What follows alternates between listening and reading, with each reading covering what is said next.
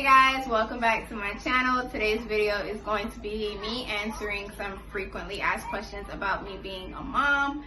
And if you can hear the noise in the background, that's Emery watching his show on the tablet right now.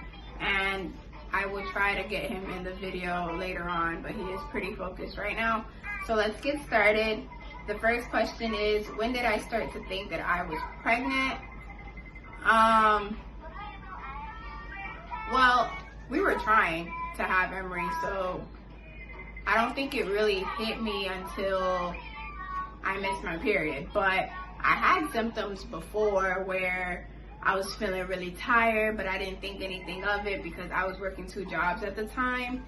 And then the next one was different scents made me nauseous. Like I couldn't smell.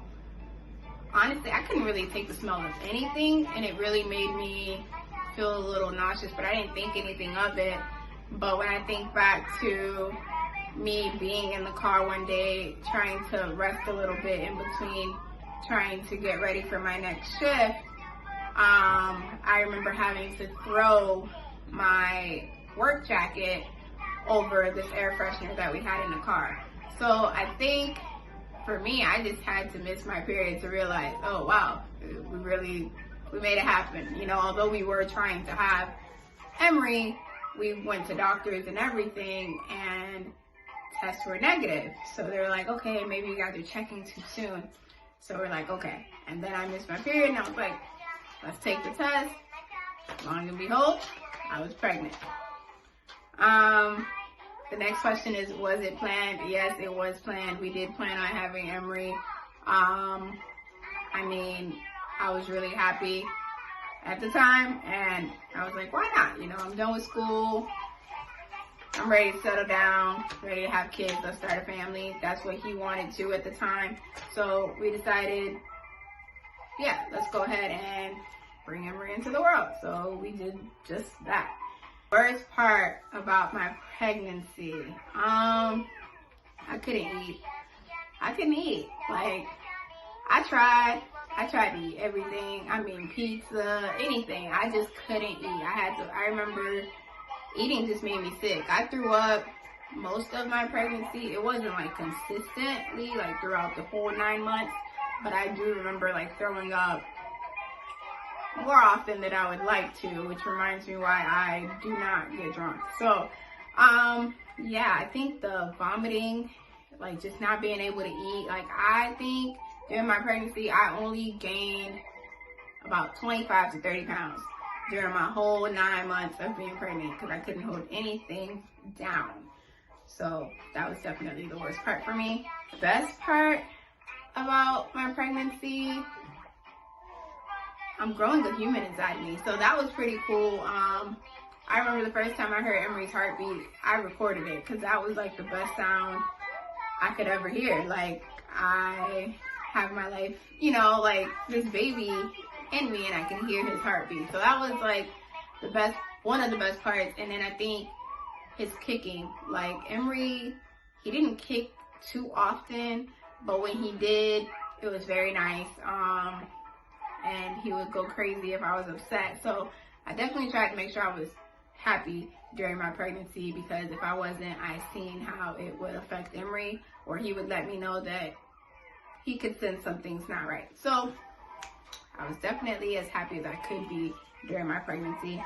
Emery's favorite food, it's between macaroni and cheese and mashed potatoes right now. He just had macaroni and cheese for lunch. So he eats anything, but I think it's between macaroni and cheese and mashed potatoes. Ways to get him to eat veggies, or did he naturally like them? Emery's not picky. Emery, well, not really. Emery will eat any fruit and vegetable, pretty much. I mean, he does have some exceptions like everyone else, but I let Emery decide what he doesn't want to eat. And I don't keep him from eating something just because I don't like it. I think I'm doing a really great job. I'll let you guys know, like, Emery had a heart murmur since he was like small, and they didn't hear it when he was small But when they finally heard it, I think Emery was like a month old. We went to a cardiologist, and they didn't tell me much. They're like, oh, he's gonna outgrow it, as he gets older, it's gonna go away. So I was like, okay, cool. And they were like, okay, but come see the cardiologist in X amount of time. So I was like, okay, but X amount of time passed by, and I didn't go back because I was just like, you know what, he's too young. Let me wait it out. Let's see. And but I always wanted to know that I wanted to keep Emery as happy as possible. So Emery's 2 now, and so it's been about like 2 years. We go back to the cardiologist for an appointment for post-op clearance, and his heart murmur has improved significantly. Okay, like I didn't have to put my baby on any medication. I didn't have to necessarily put him through that stress. I just made sure that I was taking care of my baby. I was making sure that he was as happy as could be. That, I know people say, oh, let him cry it out, let him do this, let him do that. But your kid, and Emery wasn't a crybaby, so if Emery cried, something was definitely wrong. But if you meet him overall, he is a very happy kid. And I like to think joy heals things, so anyway, whatever. I think that was my challenge as a mother, my challenge is that he does see 3 different specialists, but with proper care and time, everything will get better. Everything has gotten better. How has Emery changed me as a person? Emery's made me very sensitive. Very sensitive. If you know me, I was probably sensitive before, but I think Emery has definitely opened my mind to caring more for others. And I believe in, treating other people right, because it'll come back to him later on. So I'm very aware of my actions and how I treat people, because I wouldn't want my son to be treated any kind of way, or I wouldn't want to be treated any kind of way. So I'm very mindful about how I treat others. And I think I've just become more aware and nicer, I guess. What is the most important value in life that I hope sticks with him when he gets older? Don't let anybody talk down to him. I don't talk down to Emery. If you ever hear me have a conversation with him, I speak to him the way I'm speaking to you guys. I speak to Emery with respect. I don't do none of that baby talk. I don't do any of that. I speak to Emery as a regular human being, and I refuse to let anybody talk to him less than or treat him less than. So I just want him to know, he deserves respect no matter where he is, how old he is, who he's around. Doesn't matter. So respect is number 1, and he shouldn't accept anything less. So I guess that's something very important that I hope that sticks with him as he gets older. The last question is, what am I most fearful of when he gets older? Honestly, guys, my biggest fear is that Emery won't come home because an officer just felt like he didn't need to come home to his family.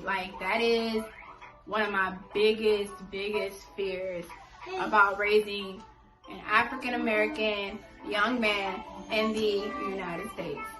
But